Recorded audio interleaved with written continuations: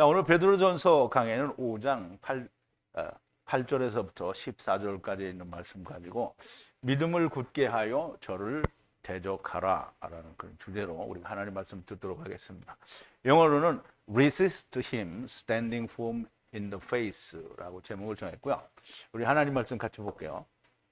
제가 한 절 읽고 여러분도 한 절 읽고 교독하겠습니다. 우리 마지막 절은 다 같이 봉독합니다.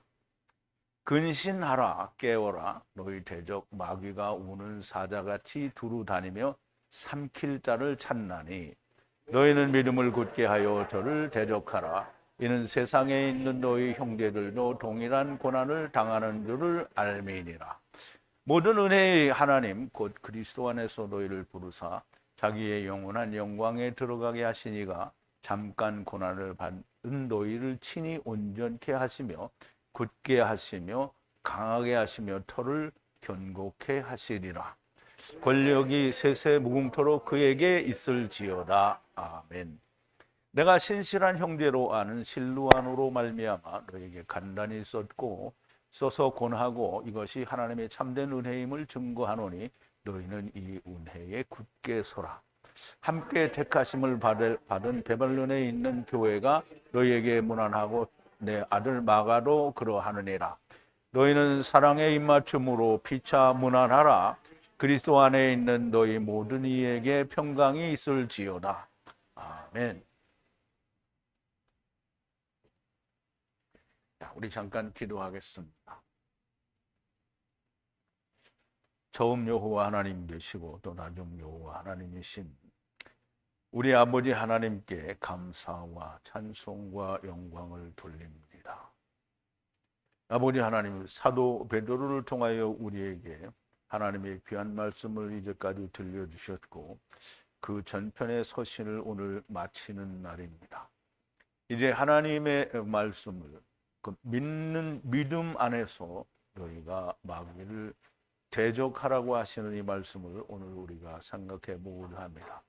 하나님, 우리의 마음에 지난 시간에 모든 베드로 사도님이 주신 말씀을 우리가 기억하면서 오늘 결론을 내리는 말씀에 대하여 깊이 우리가 새기고 또 야다하는 그런 귀한 시간이 되도록 인도하여 주시옵소서. 예수님의 이름으로 기도하옵나이다. 아멘.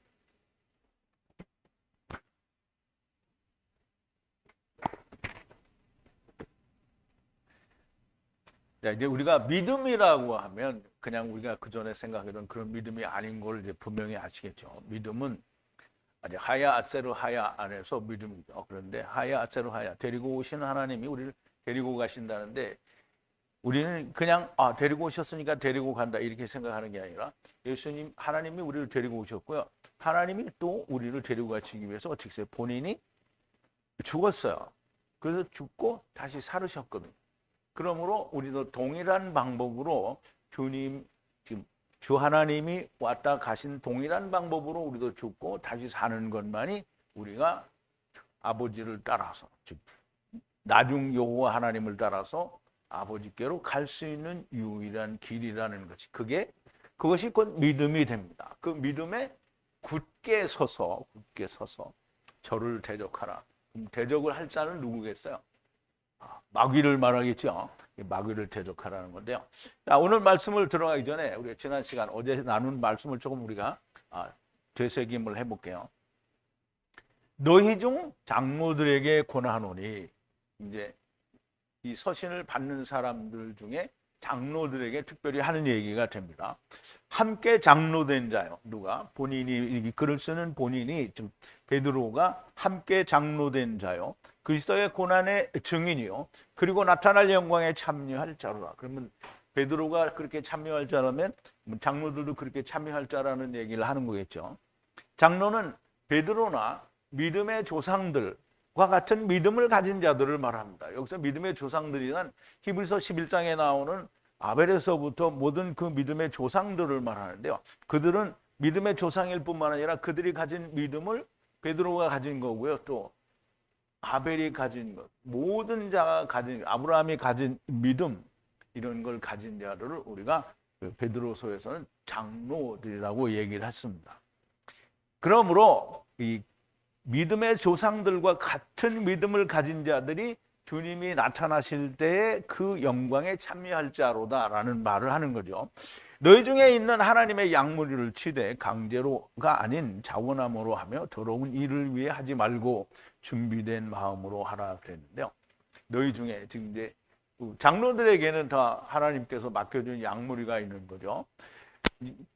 만약에 제가 하나님의 말씀을 전하는 장로라 하면 여러분들이 말씀을 받도록 여러분들이 저에게 맡겨진 양떼가 되는 겁니다. 그럼 양무리를 치는데 베드로든지 누구든지 하나님의 말씀으로 목자가 된 사람들은 강제로 하지 말라는 거예요. 하나님의 성령님께서 우리 장로들을 감독자로 삼다고 사도 바울이 그 사도행전에서 얘기를 했죠. 에베소 교회 장로들에게. 하나님의 교회를 성령이 장로들을 감독자로 삼고 이게 양을 무리를 먹이게 했잖아요. 그러니까 그렇게 강제로 할 수 없이 마지못해서 하는 그런 게 절대로 있어서는 안 되는 거고요. 자원함으로 하며 더러운 일을 위해 하지 말고. 더러운 일을 위해 하지 말라는 말은 자기 개인적인 사욕을 위해서 하지 말라는 거죠. 하나님의 말씀이 있는 즉 아버지와 아들과 내가 성령으로 하나가 된 말씀을 증거하는 목자, 장로가 된 사람들이 세상 장로를 말하는 거 아니라고 여러분이 이해를 하시면 되고요. 그러면 그런 사람들이 자기의 더러운 이익을 위해서 하는 사람은 존재할 수 없죠. 그런데 이제 후대에 많은 사람들이 그런 사람들이 나올 것이기 때문에 베드로가 이런 말씀을 하는 겁니다. 준비된 마음으로 하라는 거죠. 준비됐다라는 것은 이제 세상 학문으로 준비가 된 게 아니고요. 하나님의 말씀으로 준비가 된 사람들을 말하는 겁니다. 성령이 감독자를 삼은 자는 그렇게 하지 않고요. 기업이라고 지배하는 자 같이 지금 여러분들이나 다른 이 목자들에게 주어진 양떼들이 이건 내 기업이다 이렇게 생각을 하고 지배하는 자 같이 하지 말고 그러나 양무리의 본이라고 하는 겁니다. 본은 헬라어로 듀폰인데요. 토포스라고 하기도 하고 이게 표상이라는 말을 하는 건데요. 예수 그리스도께서는 오실자죠. 그럼 오실자의 표상은 누구죠? 첫사람 아담이죠. 첫사람 아담과 오실자는 어떻게 하나가 되죠. 그러면 너희가 표상이 되라 이 말은 양무리는 첫사람 아담 안에 있는 사람이고 장로들은 뭐예요? 된 사람이잖아요. 그럼 그리스도 안에 있는 사람이니까 본이 되려고 하면 하나가 되어야 되잖아요. 그럼 본이 되어야 될 사람이 하나님의 말씀이 없으면 어떻게 된다 했죠? 둘 다 구덩이에 빠지는 거예요. 소경을 인도하는 게 된다 그랬죠. 그러므로 나에게 하나님의 말씀을 준다고 하는 사람이 하나님의 말씀을 가졌는지 아닌지는 사람이 가진 논리적으로 그냥 평범한 이성으로 판단해도 알아요. 하나님 말씀을 전한다는 사람이 세상 말만 디리디리 해대면 하나님 말씀 안 하는 거죠. 그러니까 그 종이 아닌 거예요. 그래서 소경을 인도하면 같이 구덩이에 빠지게 되는 거고요. 그리고 목자장께서 명백하게 나타나실 때, 목자장이라는 말은 목자들의 태초라는 말로 제가 어제 설명을 드렸는데요. 태초라는 말은 이제 나중에 다시 한 번 더 설명을 드리겠지만 태초라는 말은 하나님의 뜻이 있는 그 안에서 얘기를 하는 겁니다. 그러니까 하나님의 뜻은 창세 전에 이미 하늘에서 뜻이 이루어졌죠. 그러면 그 뜻이 이루어진 안에 있던 목자가 지금 세상에 오신 거예요. 그러므로 목자가 태초예요. 예수 그리스도가 태초라는 말이에요. 그러면 그분이 이제 오셔서 죽고 다시 살았어요. 그래서 그분이 다시 오시겠다고 하는 명백하게 나타나실 때 시들지 않는 영광의 면류관을 받으리라 그랬어요. 시들지 않는 영광의 면류관은 금면류관이나 또는 다이아몬드를 디리디리 박아댄 그런 면류관이 아니고요. 시들지 않는, 우리 육신은 다 시들고 썩죠. 그래서 썩지 않는 건 뭐야? 영원한 생명. 천사들이 입고 있는 영원한 하나님의 집, 오이케테리온, 이것이 시들지 않는 영광의 면류관이 됩니다. 목자장이란 목자들의 태초라는 말씀이고요. 목자란 주님의 보내심을 받은 자가 목자입니다. 그러면 주님의 보내심을 받은, 그럼 베드로가 주님의 보내심을 받았잖아요. 그죠? 그럼 베드로가 또 누구를 말씀을 주어서 또 보내면 그 사람은 또 뭐예요? 보냄을 받은 자죠. 베드로가 보낸 게 아니고 주님이 보낸 자가 됩니다. 그러면 주님의 보내심을 받은 자가 다 목자입니다. 주님은 목사를 보낸 적이 없습니다. 목사는 목자라는 말과 똑같은 목자를 쓰는데요. 목자는 놈자자 사람을 쓰고요. 목사는 스승사자를 써요. 그러니까 주님은 뭐라 그랬죠? 너희가 랍비라 칭함을 받지 말라 그랬는데 랍비가 선생이거든요. 그런데 세상의 목사님들은 전부 선생이 되기를 원하는 거예요. 그럼 주님의 말씀하고 어떻게 해요? 배치가 돼야 안 돼요. 근데 이제 배치가 되면 나는 망했구나. 이제 곧 죽어야 되겠구나. 이렇게 생각을 해야 되는데 자기들은 절대 그렇게 생각하지 않죠. 그런데 하나님의 말씀을 거역하고 왜곡하고 바꾸고 조금 변경시키면 그러면 무조건 음모입니다. 주님이 목자이신데 주님이 당신이 목자잖아요. 주님께서. 그럼 주님이 불러놓고 너희를 내가 목사로 보내노라 이렇게 했어요? 주님이 뭐라 했어요? 하나님께서 아버지께서 나를 보내시겠어? 나도 저들을 어떻게 했어요? 세상에 보낸다고 했잖아요. 그럼 주님이 목자로 왔으면 주님이 보낸 자도 다 목자예요. 그래 목자가 돼야지. 나는 목사다 이렇게 하면 목사는 다 어디서 세웠죠? 세상 학교, 세상 교회에서 세운 거예요. 주님은 랍비나 칭함을 받지 말라고 하셨고요. 그와 같은 젊은이 가탄들은 장로들에게 순종하라. 제가 어제도 이 말씀을 드렸는데 너무 좋은 거죠. 너무 좋아. 나는 너무 좋아. 여러분들은 안 좋을지 모르는데 나는 너무 좋아. 가탄들은 장로들에게 순종하라. 그런데 모두 서로 순종하라는 거예요. 그러면 가탄들이 작은 가탄들, 이게 막 가탄된 사람들이 목자에게 순종을 하면 그러면 서로 순종을 하는 거죠. 겸손으로 허리를 동이라. 그럼 순종하게 되면 겸손이라는 말을 제가 설명을 드렸죠. 겸손은 그냥 사람들이 가지는 그 아주 선한 이런 마음이 아니고요. 그리스도의 고난과 함께하여 이제 뚱땡이는 자기가 강하다고 생각하는 거잖아요. 그럼 뚱땡이가 어떻게 해요? 예수 그리스도와 함께 죽고 마른 이가 돼서 예수 그리스도와 함께 죽고 다시 살았어요. 그럼 고난을 경험한 자는 겸손할 수밖에 없어요. 겸손하지 않다 그러면 그리스도의 은혜가 없는 거예요. 교회 막 30년 40년 다녔는데 이 사람이 정말 겸손하다. 그건 진짜 겸손이 아니에요. 예수 그리스도와 함께 죽고 사는 그래서 낮아지는 겸손이 있어야 되는데 그 겸손으로 허리를 동이라고 하는 거고요. 하나님께서는 교만한 자를 대적하시고 이 교만하다는 말은 첫사람 아담 안에 있는 뚱땡이를 말하는 거야. 나는 할 수 있어. 뭐든지 내가 할 수 있어. 이렇게 하는 게 그게 뚱땡이고요. 그게 교만한 거. 그 교만한 자를 대적하시고 그런데 겸손한 자들에게 은혜를 주시느니라 그랬어요. 겸손하다라는 말은 예수 그리스도와 함께 죽고 다시 함께 사는 그런 게 있는 사람을 하나님이 어떻게 뭘 주신다고요? 은혜를 주신다. 겸손은 고난을 이겨내고 낮아지는 걸 말합니다. 그러므로 하나님의 강한 손 아래 겸손하라. 하나님의 강한 손은 뭐예요? 하나님의 강한 손.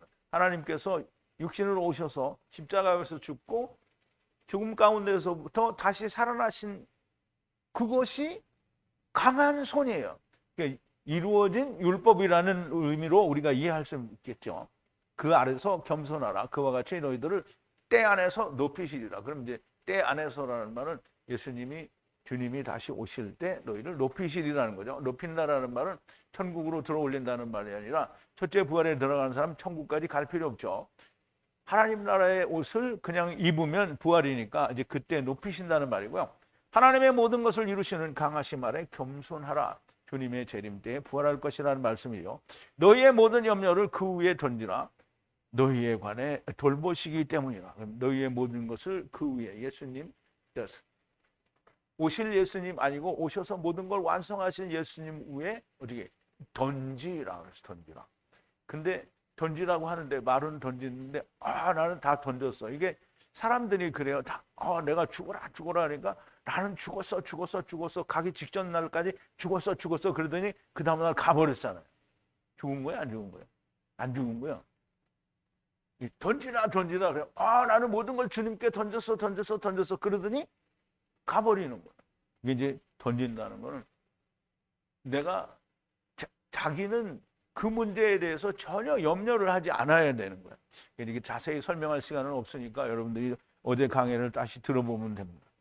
무엇을 먹을까 마실까 입을까 염려하지 말라. 그리고 집과 형제 자매 아버지 어머니 아내 자식 그리고 땅 라마 자기까지 다 버린 자는 백배와 영생이라서요. 백배는 예수 그리스도의 이름 안에서 백배를 받는다고 했으니까 하야 아세르 하야 처음 여호와와 나중 여호와 안에서 백배니까 완전히 이룬 걸 말하죠. 그럼 그것은 곧 영생입니다.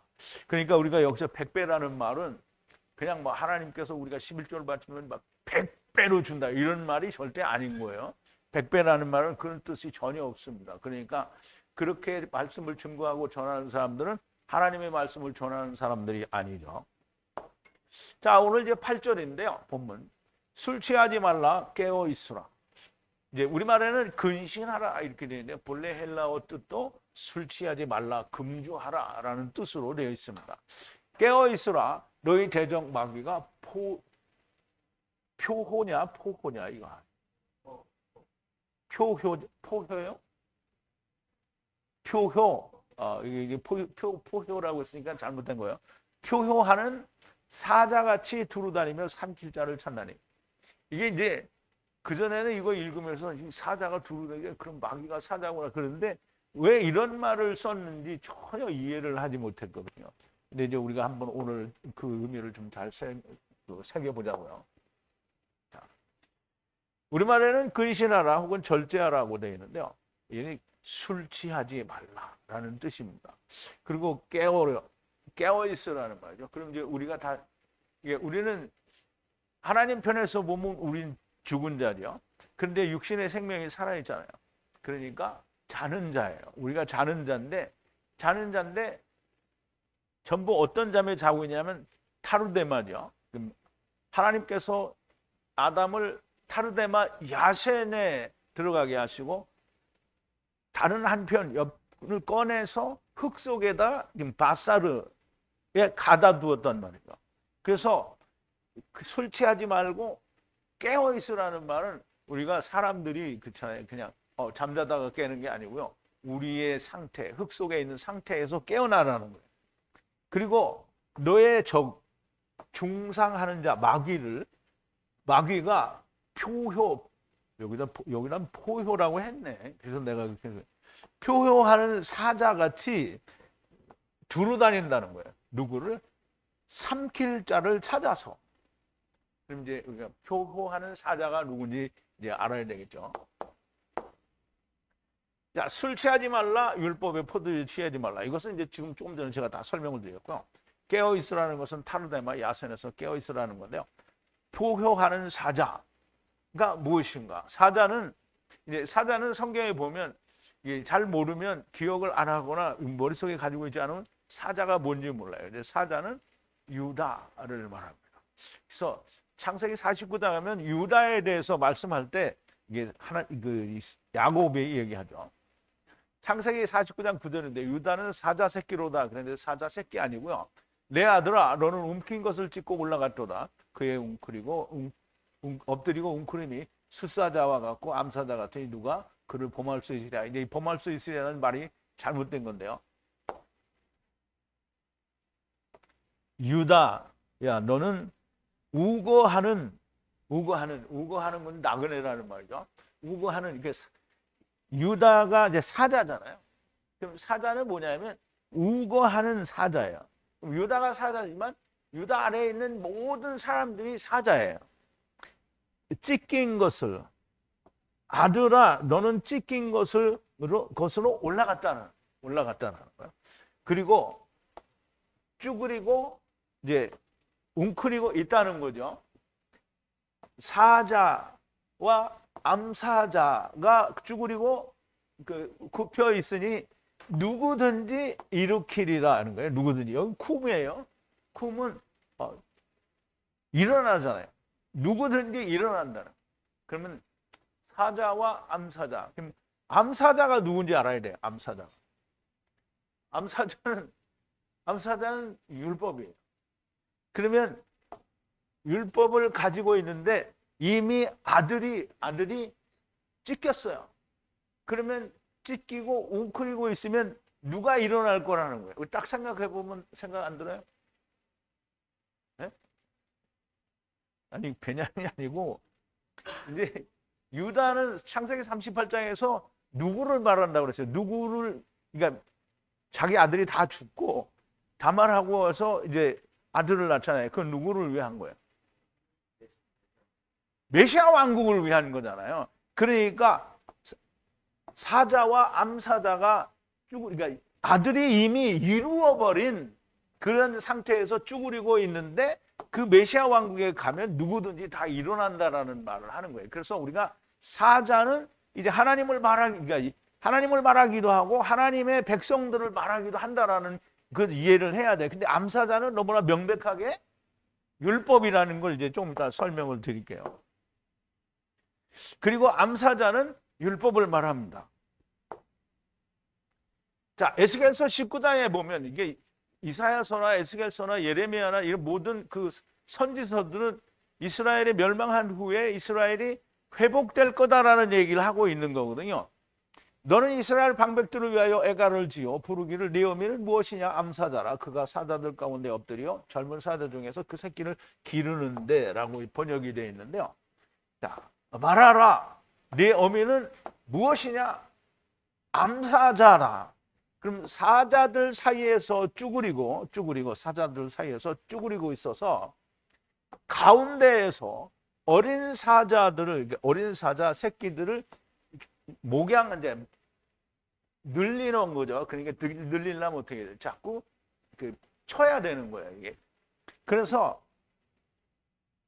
암사자가 이제 사자들 사이에서 쭈그리고 있어서 이 가운데라는 말은 타베크라고 했죠. 그래서 타웨크 또는 타베크 뭐 비슷하게 발음하시면 되는데요. 이 물 가운데죠. 궁창 위의 물과 아랫물 사이에서 지금 사자 새끼를 치고 있다라는 거예요.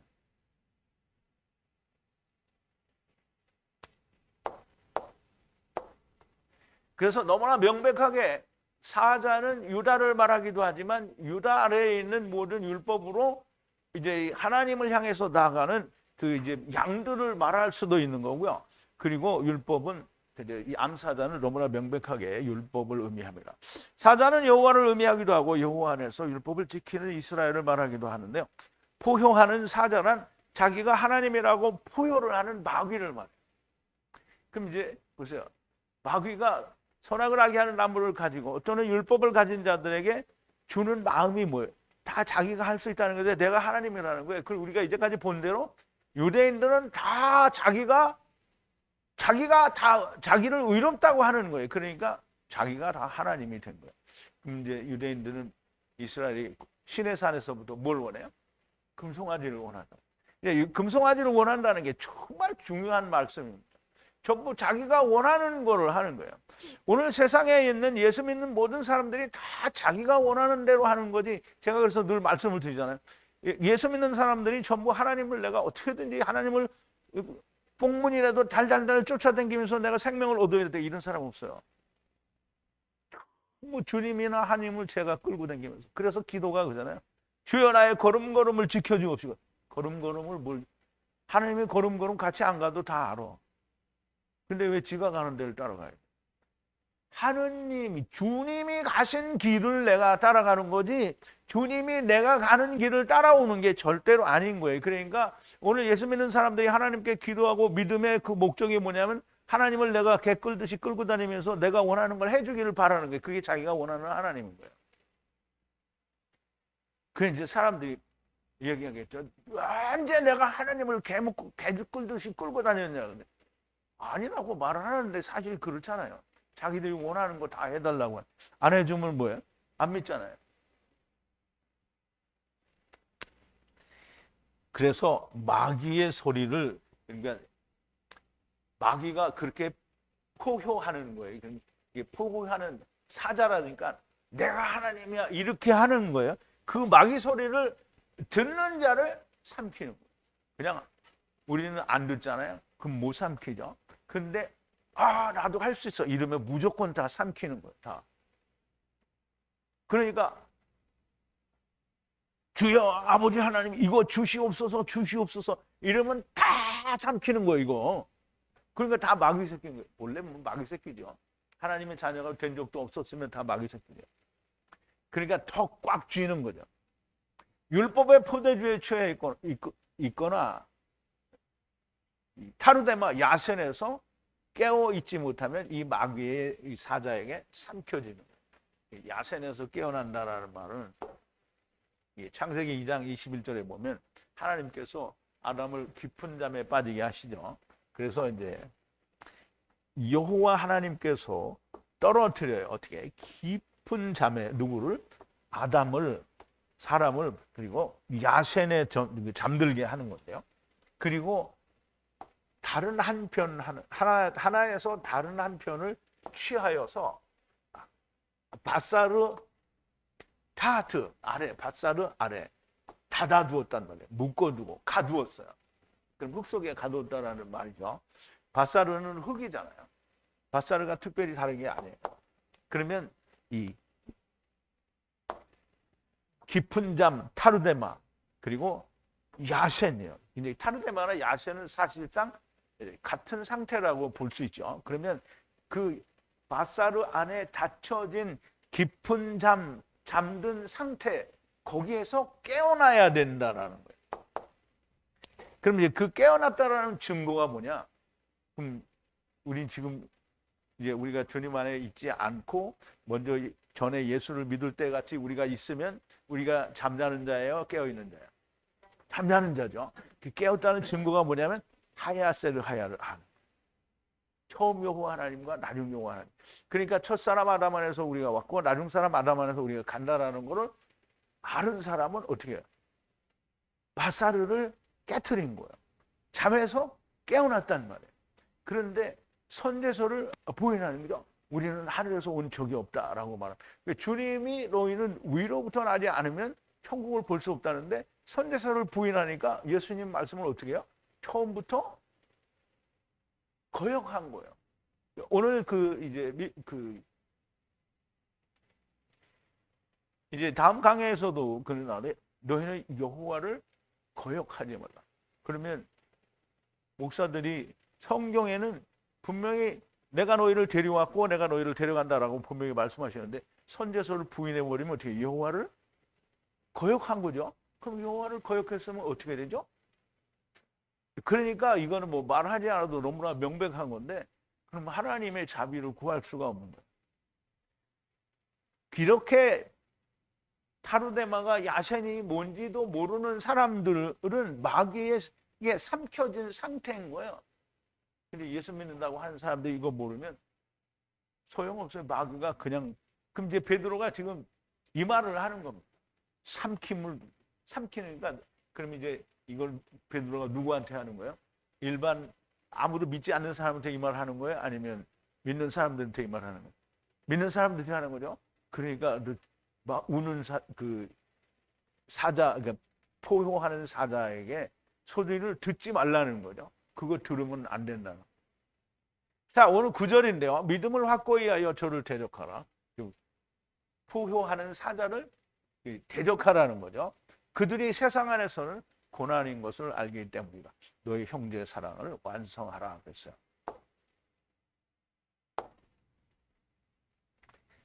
이제 어떤 것을 저항하라 그러는데요. 믿음으로 강하게 저항하라는 거예요. 그들은 세상 안에서는 고난을 받고 있다는 거예요. 누가? 믿음 안에 있는 사람들이 고난을 받는 것을 알기 때문에. 그리고 너의 우애를 성취하라. 그래서 우애는 이제 형제를 말하는데요. 형제를. 그럼 이제 우리가 믿음 안에서 강하게 대적하라는 거예요. 대적을 한다라는 말은 우리가 고난 가운데 있다라는 말이에요. 그래서 우리가 고난을 받고 있으니, 그럼 이제 베드로전서에서도 그렇고 다른 성경에서도 그렇고 항상 그리스도 안에 있는 자는 고난을 몫으로 받고 가는 거예요. 근데 고난을 받기는 원치 않으면 그러면 하나님을 모르는 거예요. 그럼 이제 사도 바울은 베드로나 다른 제자들도, 근데 우리가 어제는 도마에 대한 얘기를 좀 했는데요. 도마가 우리나라에 왔다 갔다 하는 흔적이 있대요. 그러면 그 예루살렘 유대 나라에서 경북 영주에 있는 이서국이라고 하는 그 나라에까지, 신라 시대 부족 국가예요. 그럼 거기까지 와서 흔적을 남겨놨어요. 그러면 우리가 생각할 때 이제 가만히 머릿속에 듣고, 도마가 한국까지 왔다 갔구나. 이렇게 하고 잊어버리면 참 미련한 사람인 거예요. 그러면 도마가 거기서부터 땅끝이라고 말할 수 있는 한국에까지 올 때의 그 여정이 얼마나 힘들고 괴롭고 얼마나 많은 시련들을 거쳐서 거기에 왔겠냐고요. 그럼 이제 복음을 증거하는 사람들이 꼭 그냥 전부 집에 앉아서 그냥 유튜브로 듣고 막 이렇게 은혜를 받는다. 절대 그런 일은 있을 수 없는 겁니다. 은혜가 절대 되지 않아요. 하나님의 은혜라는 건 내가 받았는데 나만 받으면 그건 은혜 아닙니다. 그건 가만히 있어도 음부에 있다가 다 저절로 둘째 사망에서 가잖아요. 그런데 우리가 지금 배우고 익히고 교제를 하고 하나님의 말씀을 우리 것으로 삼는 것은 뭐냐면 바울과 같이 베드로와 같이 도마처럼 이런 하나님의 일을 감당하기 위해서 이거 하는 거지. 그냥 우리가 천국 가려면 가만히 있으면 됩니다. 그냥 세상을 자기 멋대로 살다가 그냥 죽으면 음부에 있다가 둘째 사망에서 간단 말이에요. 근데 그 중간 과정에 있는 모든 일들을 모르는 거잖아요. 그러니까 음부에 있는 동안에는 괴로운 일도 슬픈 일도 후회하는 눈물 흘릴 일도 그리고 그 긴 세월 동안 영원이라고 느껴지는 그 가운데에서 얼마나 통한의 후회를 하게 되는지를 그걸 모르는 거예요. 그냥 단지 내가 하나님의 나라에 가는 것만이 목적이라면 하나님이 처음부터 약속하셨어요. 내가 너희를 다 데리고 간다. 그런데 오늘 우리가 원하는 것은 뭐예요? 여러분들이 원하는 건 뭐예요? 첫째, 부활을 원하는 거다. 그러니까 내가 무조건 다 알기만 하면 첫째 부활에 들어가는 거 아니고요. 여러분들은 고난에 함께 동참을 해야 됩니다. 그러므로 그렇게 이 하나님의 말씀에 제대로 되어 있지 잠에서 깨어 있지도 않고 아무것도 하지 않는다면 그러면 결국은 망하는 사람이 되는 거죠. 우리는 다 고난 안에 있는 겁니다. 그러면서 고난 안에 있는데 너희 우애를 성취하라 했습니다. 우애를 성취하라. 그러면 이제 보세요. 우리는 그리스도 안에 있는 사람끼리만 막 우애를 성취한다. 그러면 그것도 되죠. 우리 사랑을 해야 되니까. 그런데 여러분들의 그 형제는 누구예요? 그러면 이제 마귀의 그늘 아래에 있는 건 우리 형제 아니에요? 그게 다 형제예요. 왜? 우리 같이 왔잖아요. 근데 우리는 알아. 그럼 쟤들은 몰라. 그러면 어떻게 해야 돼요? 가르쳐줘야 되잖아요. 빨리. 그러면 걔네들이 어떻게 됐어요? 시간이 많아요? 적어요? 갔어. 그러니까 이 사이에 이거 해야 되는 거예요. 그러니까 얼마나 급해 이게 지금. 그러니까 우리가 그냥 마냥 누구로 틀려가지고 뭐 세워라 내워라 이럴 수가 없어요. 속히 빨리 그리고 많이 그리고 자주 열심히 교제를 하고 말씀을 배우고 그래서 증거를 해야 됩니다. 자, 믿음을 확고히 하라 그러는데 교회 목사님들의 말씀을 듣고 무지하게 열심히 하는 거 이거 아닙니다. 죽어라 하는데 죽지 못하는 것은 우리가 하나님을 따라서 육신을 입고 세상에 왔다라는 것을 이해하지 못하기 때문에 죽지 않는 겁니다. 곧 이사갈이 하나님과 함께 본 것을 지금 창세기에서 분명히 얘기했죠. 이사갈이 하나님과 함께 본 것을 보지 못하기 때문입니다. 이것을 정확히 본 사람은 어떻게 죽기를 두려워하겠는가? 아무도 이것을 본 사람이 없어요.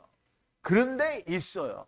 그들은 세상 안에서는 고난이라는 걸 압니다. 그러므로 우리가 세상에서 고난받는 일을 거부하거나 부정하거나 나는 그거 원치 않아 이렇게 말하면 망한 거예요. 너희는 형제 사랑을 완전하게 하라. 그럼 이제 사도 요한이 형제 사랑을 뭐라고 했냐면 형제들아 세상이 너희를 미워하거든 이상히 여기지 말라. 우리가 형제를 사랑함으로 사망에서 옮겨 생명으로 들어가는 줄 아노라.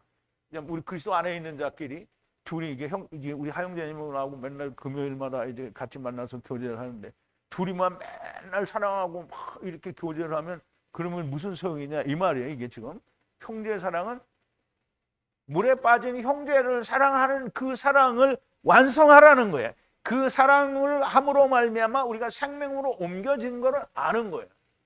내 안에 말씀을 가지고만 있으면 내가 구원받지 않은지 모르요. 내가 누구에게 이걸 전했는데 이 사람이 그걸 믿고 아멘 할렐루야 그리고 하나님을 믿으면 내 것으로 생명을 얻었으니까 내 안에 씨가 있고 생명이 있는 걸 알 수 있는 거잖아요. 근데 그거 안 하면 뭐야? 생명으로 들어간 줄 모르는 거예요. 그러니까 내가 늘 얘기하잖아요.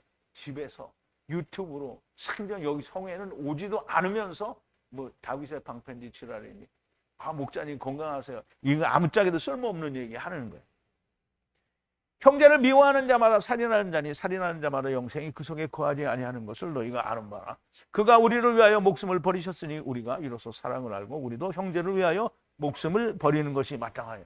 그럼 이제 우리도 목숨을 버린다는데 그러면 그러니까 보세요. 사도 요한은 뭐 순교를 안 당했지만 늙어서 죽을 때 요한계시록 쓸 때까지 그냥 밤모섬에서 유배당하고 온갖 고난을 다 당했죠. 다른 제자들은 막 다 순교당했어요. 순교 안 당하는 사람은 제자들 중에는 없어요. 다 순교당했죠. 다 우리 성경에 나타난 제자들은 다 우리가 알잖아요. 그런데 성경에 나타나지 않은 다른 그 제자들은 우리가 성경에서는 못 보지만 세상 역사에서 볼 수 있어요. 근데 다만 이게 흔적을 찾기가 어려운 거예요.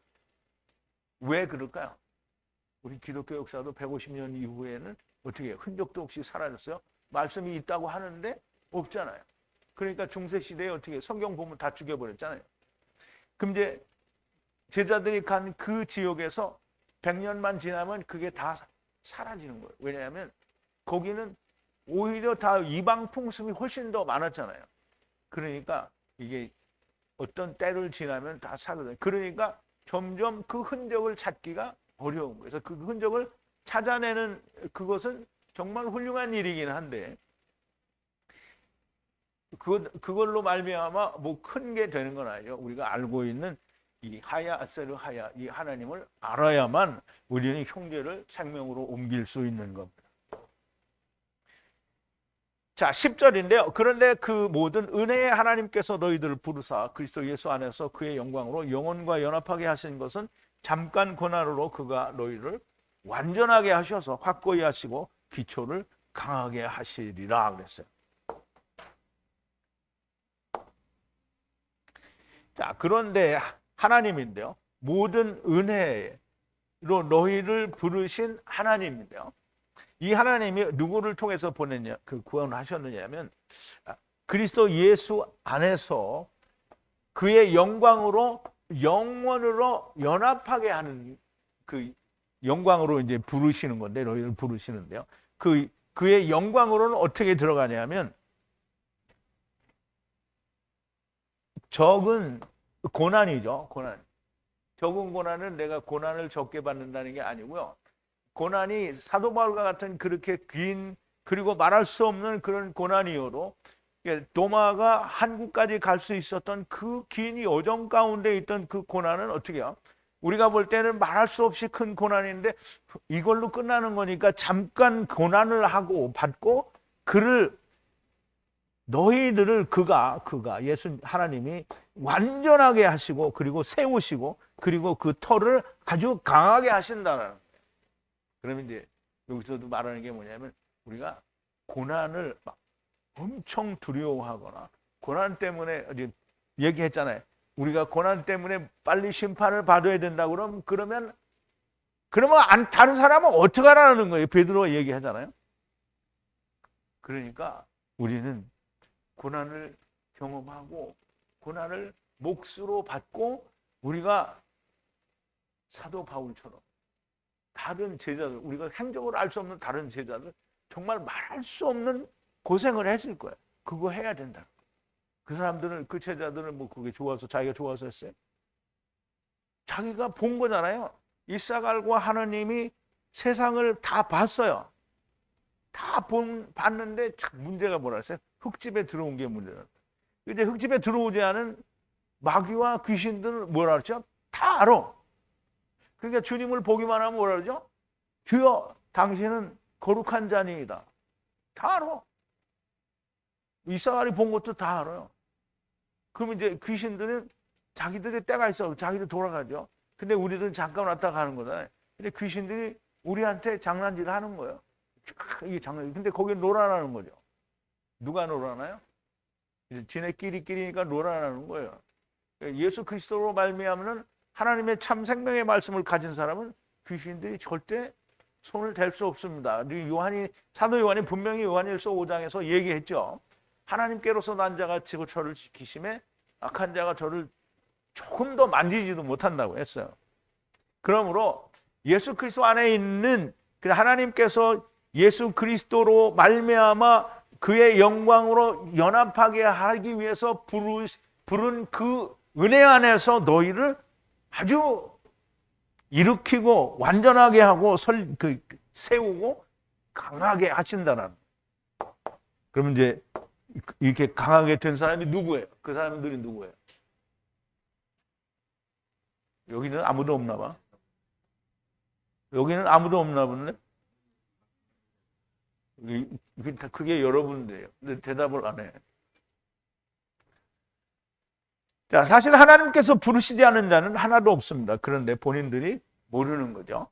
그리고 그냥 부르신 것이 아니라 그리스도 예수 안에서 부르셨습니다. 예수 그리스도 안에서, 이제 그리스도 예수나 예수 그리스도라면 이제 부르는 사람의 입장 차이가 있어서 조금 다르겠네요. 예수 그리스도 안에서 부르셨다라는 말씀은 인자의 살과 피를 먹고 마시는 것 안에서 부르셨다라는 거예요. 인자의 살과 피를 먹고 마신다는 것은 예수 그리스도와 함께 죽고 사는 것인데, 부르셨다는 안에서 부르셨다는 겁니다. 그래야 그의 영광과 함께 영혼으로 연합하게 되는 건데, 우리가 어제도 이제 교제를 하면서 얘기를 했는데요. 구약 시대 때 제사를 드리는 사람들은 전부 짐승이 죽어요. 그리고 자기는 안 죽어.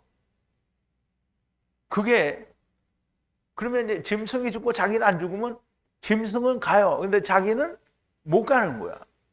근데 우리가 예수님을 믿는다. 그런데 내가 예수님을 믿어. 근데 교회에서 가르치를 뭐라고 가르쳐요? 예수 그리스도께서 우리 걸 다 가져갔으니까 우리는 안 해도 된다. 이렇게 하잖아요. 그러면 구약 시대의 제사와 똑같은 거예요. 자기는 안 죽고 짐승만 죽어. 근데 예수님이 죽고 다시 살았잖아요. 짐승은 죽고 안 살잖아요. 짐승이 죽고 자기가 사는 건데, 그럼 자기도 죽고 사는 걸, 이거가 자기 안에 이루어져야 되는데 구약에서는 그게 안 이루어진다. 근데 예수님이 죽었어요. 그래서 살았어요. 그러면 예수님이 죽고 내가 산다, 이게 안 되는 거예요. 예수님이 죽고 살았으니까 너도 죽고 살아야 되는 거예요. 그러면 내가 죽지 않으면 결단코 내게 생명이 없는 거예요. 그러면 우리 다 늙어서 죽지 않냐? 그럼 늙어서 죽으면 언제까지 기다려야 된다고요? 둘째 사망까지 기다려야 돼요. 그거 하고 싶으면 하세요. 말리지 않으니까. 자, 잠깐 고난을 받고 그가 너희들을 완전하게 하시고 확고히 하시고 기반을 강하게 하시려는 겁니다. 하시려는 거죠. 하나님 안에 있는 자는 흔들릴 수가 없다라는 겁니다. 여기 나는 흔들려지고 있다 이런 사람들이 있어요. 이런 거 물어보면 이제 거북하죠. 나는 흔들리는지 안 흔들리는지 잘 몰라. 정성무 형제님은 이상한 눈으로 보시는데. 이제 흔들리는 사람이 없습니다. 우리가. 절대 흔들리면 안 되죠. 자, 11절인데요. 그 힘과 영광이 그에게 영원히 연합하여 영원토록 있을지어다. 아멘. 그랬는데요. 이제 여기에 여러분들, 제가 여러분들이 다 우리 형제님이 문서화해 준 걸 보시기 때문에 이게 쿵 누르면 가는 게 안 나올 텐데요. 이제 만약에 제 원본을 그대로 봐서 쿵 누르면 이제 참고 기절이 오는 거를 이제 그걸 보는 사람은 어떤 때는 쿵 눌렀는데 딴 게 나올 수 있어요.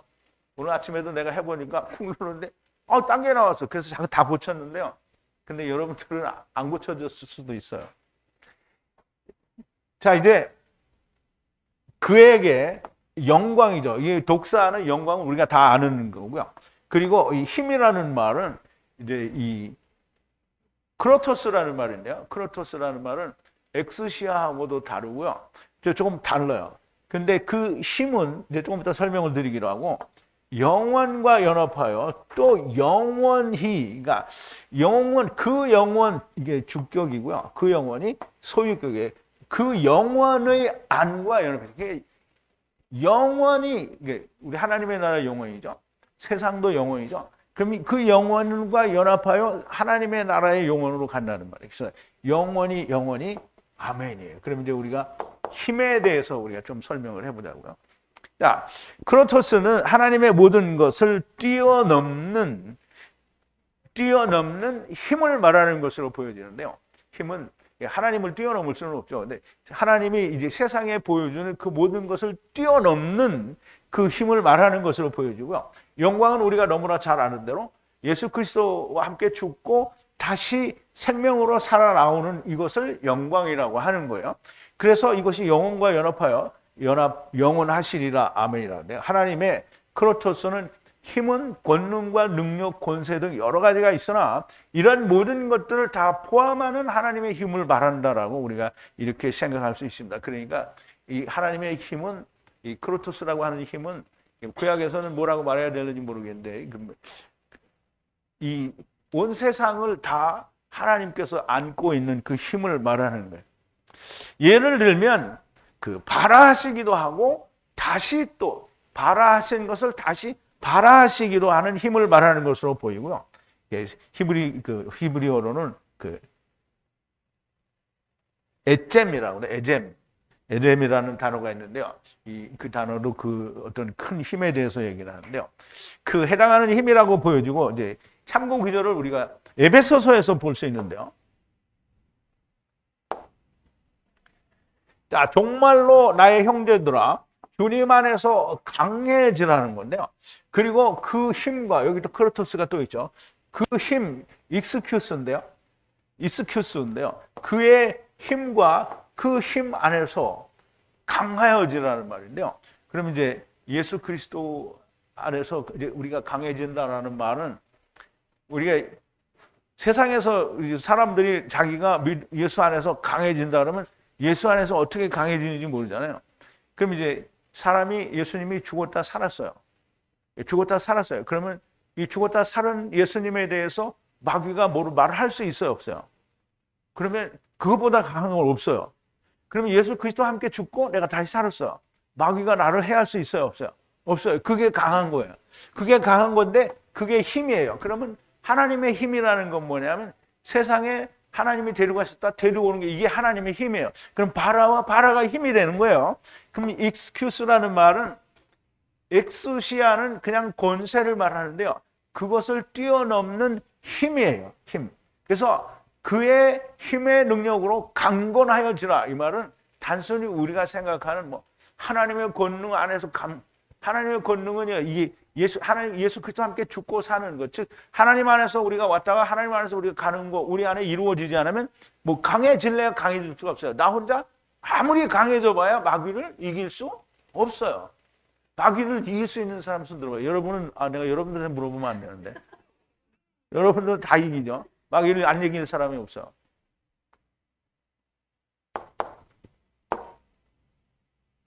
자, 12절인데요. 신실한 형제같이 생각하는 실로아노에 의해 너희에게 간단히 하게 적은 것으로 권하노니 이것이 하나님의 진리의 은혜임을 증거하노니 그것으로 연합하여 굳게 서라 그랬어요. 자, 실로아노에 의해서 너희가 신실한 형제라고 생각하는 것 같은, 그러니까 너희가 신실하다고 생각하는 너희 형제 실로아노에 의해서 간단히 썼다는 거예요. 이게 적은 것에 의해서 이게 조금 썼다는 말이에요. 그리고 그 안에서 간청하는 얘기. 증거라는 거예요. 이것이 증거라는 거죠. 하나님의 은혜의 진리이다는 거예요. 지금 사도 베드로가 적은 지금 이제 마지막이잖아요. 이 앞에 적은 모든 게 하나님의 진리라는 거예요. 그 진리의 증거라는 거죠. 그러므로 그것과 이제 그것과 굳게 서는 것으로 연합하라는 거예요. 그럼 이제 하나님의 진리로 굳게 서라는 거잖아요. 자, 디모데와 함께 고린도 교회도 일을 했고 데살로니가 교회에서도 일을 했던 게 실로아노인데요. 실로아노는 다른 말로 그냥 신라라고도 기록한 데가 있습니다. 그래서 신라라고도 불리고요. 사도 바울이 옥에 갇혀 있는 동안 베드로와 잠시 함께 있었을 수도 있을 것으로 보여집니다. 베드로도 이게 지금 내가 좀 수정을 했는데 아니 이게 베드로전서 맞죠? 이게 신라는 고린도 교회에도 또 이 데살로니가 교회에도 사도 바울과 같이 일을 했어요. 근데 지금 같이 사도 바울이나 베드로나 순교한 연도수가 1년밖에 차이 안 나기 때문에 둘 다 그 당시에 로마에 있었거든요. 근데 같이 함께 있었던 것은 보이지 않아요. 그래서 실로아노는 또 사도 바울에게 있지 않을 때는 베드로에게 가서 함께 일을 했었을 수도 있는 것으로 그렇게 보여지고요. 이때 베드로도 로마에 있었던 것으로 밝혀진 것이 가능한 이야기가 되고요. 실로아노에 의해서 간단히 기록했다라는 것은 서명만 했다라는 말도 되고요. 또 전체를 다 대필하였다라는 것으로도 설명할 수도 있습니다. 그래서 어떤 걸 취하든지 사도 베드로가 가진 하나님의 말씀과 복음을 다 기록을 했다는 거죠. 물론 이제 간단히 기록을 했다니까 이렇게 이제 사도 베드로 입장에서 볼 때는 간단해요. 왜냐하면 자기가 알고 적어야 될 것은 엄청 많은데 이렇게 5장을 적어놨으니까 간단해. 근데 우리가 볼 때는 그 내용이 막 함축이 되어 있기 때문에 그렇게 간단하지가 않단 말이에요. 근데 어쨌든 이걸 간단히 썼다고 하는데 히브리서도 13장이나 써놓고 히브리서 기자가 뭐라냐면 간단히 썼대요. 근데 이제 성경 전체에 비하면 간단히가 되겠죠. 그래서 근데 간단히 썼다고 하는데요. 자, 간단히 기록했다는 것이 베드로전서 전부를 가리키는 것으로 보여지고요. 모든 것을 다 기록할 시간도 없고 할 수 있는 대로 최대한 적은 것으로 보이지만 안에 있는 모든 말씀은 실로 방대한 내용을 담은 것이 아닐 수가 없습니다. 그러므로 이것이 하나님의 진리의 은혜인 것을 증거한다는 것이며 이것으로 연합하여 굳게 서라는 겁니다. 하나님의 진리와 연합하는 이게 에이스라는 말은 그냥 영어에서는 거의 모두 그냥 into 이렇게 했는데요. 우리가 그 안으로 들어가면 못해요. 하나가 되는 거죠. 그러니까 이제 안 들어가면서 into 이렇게 말하면 안 되는 거예요. 그러니까 에이스는 연합한다라는 의미를 가지고 있어. 그래서 그 안으로 이게 연합하여 증거와 그러면 이제 하나님의 은혜의 진리의 그러니까 은혜의 진리잖아요. 진리의 은혜든지 은혜의 진리든지 하나님의 진리. 하나님의 진리는 뭐예요? 우리가 뭐 다 말할 수 있겠지만 예수님이 뭐라세요? 내가 길이요 진리요 생명이니 나로 말미암지 않고는 아버지께로 올 자가 없네. 그러면 나로 말미암지 않는다라는 말은 예수님이 내가 길이라고 했잖아요. 그러면 예수님이 데리고 왔으니까 예수님이 길을 보여주신 거잖아요. 그러면 처음 여호와여 나중 여호와라는 얘기를 하시는 거예요. 그럼 이 예수 그리스도 안에서가 아니면 아버지께로 올 자가 없으니까 보세요. 예수님이 뭐라 했죠? 위로부터 난 자가 아니면 천국에 갈 수 없다고 얘기했잖아요. 그러니까 위로부터 났다라는 말에 처음 여호와 안에서 왔다라는 거 이해가 돼야 나중 여호와 안에서 우리가 간다라는 말을 할 수가 있는 거예요. 그러므로 예수님이 내가 길이요 진리요 생명이니 나로 말미암지 아니하고는 아버지께로 올 자가 없다라고 말하는 그 말씀 안에는 내가 너희 다 데려왔으니까 내가 너희 데려가는 거라는 말씀이 들어있는 거예요. 그래서 그거가 진리의 은혜가 되는 겁니다. 그 안에서 굳건하게 서라는 거예요. 자, 13절인데요. 바벨론 안에 있는 함께 택함을 받은 교회가 너희들에게 인사하노라. 그리고 나의 아들 마가도 그러하느니라. 너희들에게 문안한다라는 말이죠. 바벨론 안에 있는 함께 선택받은 교회를 말합니다. 그러면 이제 베드로가 교회잖아요. 그럼 함께 선택받은 교회인데 바벨론이라고 했어요. 바벨론은 이게 멸망의 나라인데. 그리고 마가도 나의 아들인 마가도 문안 인사를 한다는 거죠. 이제 바벨론 안에라는 말은 당시의 로마를 세상 나라라고 인식을 했기 때문에 세상 나라 안에 있는 그 교회, 선택받은 교회라는 얘기예요. 그래서 다른 말로 하면 로마에 있는 이렇게 번역을 해도 아주 틀린 말은 아닙니다. 그런데 이 세상 나라를 그러니까 로마뿐만 아니라 우리가 있는 세상이 바벨론이죠, 사실은. 그래서 그 말을 이제 바벨론이라는 말을 베드로는 더욱 강조해서 말을 했던 게 아닌가라고 생각할 수 있습니다. 그러므로 바벨론이라고 말하는 것으로 보이고요. 이 서신을 쓴 곳은 너무나도 명백하게 로마입니다. 왜냐하면 베드로는 로마에서 순교를 당했고요. 거기에 있는 함께 택함을 받은 교회들이 너에게 인사를 한다는 것이고요. 또 나의 아들 마가도 인사를 한다는 겁니다. 마가는 우리가 너무나 잘 아는 것처럼 마가복음을 쓴 사람이고요. 마가는 자기의 외삼촌 바나바와 그 사도 바울과 같이 1차 전도 여행 때 갔다가 중간에서 너무 고생스러우니까 이게 우리는 보세요. 이게 그래서 마가가 젊은 애거든요. 아주 청년이었을 거예요. 그런데 같이 가서 이 젊은 사람이 그 전도 여행이 힘든 거예요. 그러니까 물론 젊으니까 이제 이게 뺀질이처럼 요령도 생기고 그래가지고 내가 이걸 왜 해? 그러면서 이제 거기서 이게 계속하다 나는 참 큰 치료원이 당하겠다 이래가지고 도망 나왔어요. 그래서 예루살렘으로 가버렸거든요. 그랬는데 바울이 뭐라 했어요? 그 이제 같이 전도 여행을 갔다가 혼자 도망갔으니까 우리 같이 가는 거는 절대 안 된다. 그래서 바나바하고 어떻게 우리말 번역에 하면 심히 다퉜다 그러는데 심히 다툰 게 아니고 서로 의논이 잘 돼서 그러면 너는 너대로 가고 나는 나대로 가자 이렇게 했죠. 전도 여행 때 도망간 사람 마가죠.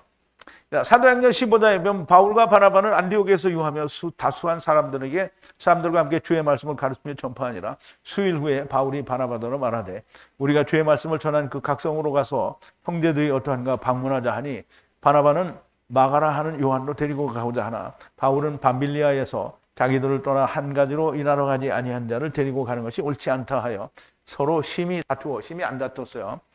이게 분명히 원어에는 그랬거든요. 심히 다투지 않고 피차 격려하여 갈라서니 바나바는 마가를 데리고 배 타고 구브로로 갔고 이제 이 바울은 다른 데로 간 거죠. 근데 이제 이 마가가 그 후에는 이게 회심을 했죠. 두루 도는 일이 있어가지고 그 바울 서신에 보면 마가를 데려오라고 그러고 이 마가는 마가복음도 기록을 했고 정말 하나님의 사람으로 일을 열심히 했습니다. 그런데 그 후에 마가는 베드로에게 아들 같은 사람으로 그렇게 이제 일을 했던 것으로 보여집니다. 그래서 사도 바울이 디모데를 아들이라고 하는 것 같이 베드로도 마가를 복음 안에서 아들이라고 하는 것으로 그렇게 보여집니다. 자, 14절인데요. 서로 사랑의 입맞춤 안에서 인사하라. 너희 모두에게 그리스도 예수 안에서 평화가 있을지어다. 아멘인데요. 서로 무난하라 그랬는데요. 사랑의 입맞춤 안에서 너희에게 평화가 있을 거라는 건데요. 그리스도 예수 안에서 모두에게 평화가 있을지어다. 아멘 그랬는데요. 이 평화는 화평을 말하고요. 평강이라고 번역이 되게 되는데 이 샬롬이에요. 하나님과 나 사이에 평강, 평화, 화목한 걸 말해요. 그래서 이게 우리는 다 예수 안에 있으면 우리가 마음이 평화롭다 이렇게 생각하는데 그게 아니고 예수 안에 있는 자는 하나님과 화목한 자라는 뜻이에요. 이게 하나님과 화목하다라는 말을 너무나 명백하게 잘 이해를 해야 됩니다. 그리고 사랑 안에서 이 편지는 사실상 이방 지역에 있는 디아스포라 곧 흩어진 유대인들 가운데 믿는다는 사람들에게 쓴 편지인 건데요. 물론 그 안에는 믿지 않는 사람들도 있겠죠. 그들에게 사도 바울이 이방인들에게 전한 동일한 복음을 전하였다라는 편지를 받는 수신자들에게도 로마에 있는 교회들과 서로 사랑으로 그리스도 예수 안에서 사랑으로 서로 입맞춤 인사를 하라는 건데요. 우리가 입맞춤을 한다는 것은 서양 사람들이 서로 뺨따기 이렇게 대고 이런 인사를 하는 게 아니고 입을 맞춘다는 건 자기가 하니까 우리가 하야스르 하야 이렇게 인사하면 저쪽에서도 하야스르 하야 이렇게 하면 뭐가 된 거야? 입이 맞은 거예요. 그게 사랑의 입맞춤이에요. 내가 여기서 하야스르 하야 처음 여호와 나중 여호와 첫사람마다 해서 나중 사람마다 하면서 그랬더니 야 잠깐 나 그게 뭔 소리인지 모르겠어. 그러면 뭐야? 서로 입맞춤이 안 된 거예요. 입맞춤은 그걸 말하는 거예요. 사랑의 입맞춤을 하라는 거죠. 같은 사랑의 복음, 곧 이사갈이 하나님께 받은 사랑을 나누고 같은 형제인 것을 확인하라는 거고요. 너희 모두에게 그리스도 예수 안에서 평화가 있을지어다. 그 평화가 있게 되지 않는 거고요. 만약에 이 하야세르 하야 이거를 모르면 그 평화가 있지 않게 된다는 거죠. 오직 예수 그리스도 안에서만 가능한 겁니다. 예수 그리스도 안에서라니까 내가 교회 열심히 다니니까 그 교회 열심히 다니는 거 아니라고 했죠. 예수님과 함께 죽고 다시 사는 게 있어야 되는 거예요. 평화는 먼저 하나님과의 평화가 이루어져야 형제 간의 평화가 있을 수 있는 겁니다. 그러면 이제 내가 평화가 하나님과 나 화목을 했어. 그럼 다른 사람에게 막 화목을 전하는 거야. 하야, 세르, 하야 뭐 다 전하는데 이 사람이 받아. 그러면 화목이 되죠. 우리가 서로. 근데 이 사람이 안 받아. 그럼 화목이 안 된 거예요. 자, 그러므로 인자의 살과 피를 먹고 마시는 일이 우리에게 모두 있어야 평화가 서로에게 있을 수 있는 겁니다. 그리스도 예수 안에서가 아니면 평화는 존재할 수 없는 것이고요. 예수 그리스도와 함께 죽고 다시 사는 일이 이루어져야만 평화가 존재할 수 있습니다. 사도 베드로께서 서신을 마무리하며 당부하는 것이고요. 믿음을 굳게 하여 저를 대적하라. 마귀를 대적하라는 말씀인데 마귀가 누구인지 알아야 됩니다. 내가 너희의 원하는 하나님이라고 외치며 혹하는 자들, 곧 자기가 원하는 하나님을 바라는 인간들을 삼키기 위해 돌아다니는 자가 마귀입니다. 진리가 아닌 하나님의 순전한 히브리어 원어 성경이 아닌 사람의 생각과 학문이 들어간 것을 좋아하는 것은 포효하는 사자, 곧 마귀가 삼키기에 너무 적합한 자들입니다. 저를 대적하기 위해서는 율법의 포도주에 취하지 말아야 하고요. 야센 타르데마에서 깨어 있어야 됩니다. 포도주도 새 포도주가 있고요. 묵은 포도주가 있는 건데요. 우리 새 포도주, 묵은 포도주를 한번 보죠. 자, 누가복음 5장인데 주님이 이제 유대인들 앞에서 가르치시는 거예요. 새 포도주를 낡은 부대, 가죽 부대에 넣는 자가 없나니 만일 그렇게 되면 새 포도주가 부대를 터뜨려 포도주가 쏟아지고 부대도 버리게 되리라. 새 포도주는 새 부대에 넣어야 할 것이니라. 이제 이 말을 듣고 그럼 묵은 포도주가 좋지 않냐 이렇게 생각하는 사람들이 있을 것 같아서 이제 설명을 드릴 거예요. 묵은 포도주를 마시고 새 것을 원하는 자가 없나니 이는 묵은 것이 좋다 함이니라. 그럼 묵은 포도주가 좋다는 거예요? 안 좋다는 거예요? 이게 묵은 포도주가 안 좋다는 게 아니라 묵은 포도주 처먹은 놈은 새 걸 원하지 않는다는 거예요. 그게 누구예요? 유대인들이야. 그러니까 이게 보세요. 율법을 먹고 확 취했어. 그 새 걸 안 원하는 거예요.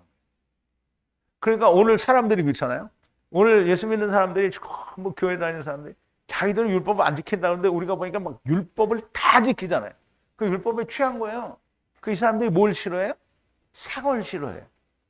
그러니까 예수님을 믿으면 그걸 버려야 되는데 안 버려. 새 걸 싫어해요. 자, 이제 두 개를 다 했는데요. 자, 그러나 젊은 포도주도 그런데요. 새 포도주는 새 병으로 연합해야 되는 거예요. 그렇게 던져줘야 된다는 거예요. 새 병으로. 그러면 둘 다 지킨다는 거죠. 그런데 이제 그게 38절에 그런데 아무도 오래된 포도주를 마신 자가 즉시로 새 것을 원하는 자가 아무도 없다는 거예요. 먹고 이게 취한 자는 원하지 않는다는 거예요.